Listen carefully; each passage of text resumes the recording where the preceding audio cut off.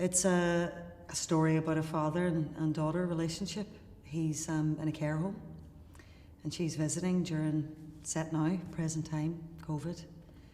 And simply it's a father-daughter relationship. They're very playful. Judith and I are old colleagues, you know. Well, I'm old. She's my youthful colleague. And she said to me, I don't know whether it was before Christmas, she said on the phone, why don't you ask Frank McGuinness to write a play for us too? I said, yeah. And then she phoned me again and said, have you done that yet? I said, what? Have you asked Frank McGuinness to write a play? I'll do it now, I said. Eventually I did do it. And Frank said, well, I'm actually working on something that I think would be really great for you two. And then the next thing, he had a play and he sent it to us, and it's an absolutely beautiful play. It's incredible. It's beautiful. It's Frank at his best. I think he writes like rock and roll, you know, doesn't he? I mean, to me, he does. He can start a sentence and he could end up going anywhere. The language feels really familiar, and it's always the language you go back to.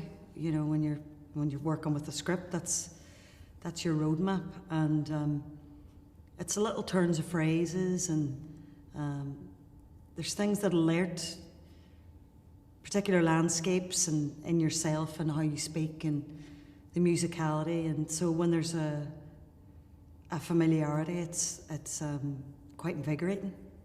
The first time I worked with Frank was my first time in the Abbey, actually. I did the Wild Duck. He did a version of it was his adaptation, and it was just so special for me on many levels. And Frank was very present, very generous to us. And as a very young actor, I think I was 22 or something at the time, you retain that. Those things don't escape you, you know. So. Funny enough, I did this play in, we did it in London and then New York. And it was about people who were hostages in Beirut, you know, Brian Keenan really based on.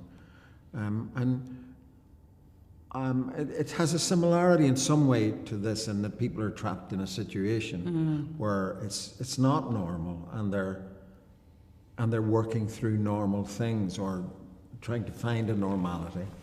So I find that he does that so brilliantly.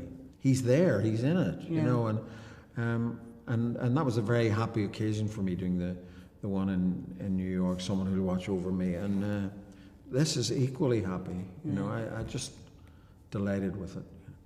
And he's a wonderful man, so it's just a total unexpected pleasure to be doing this.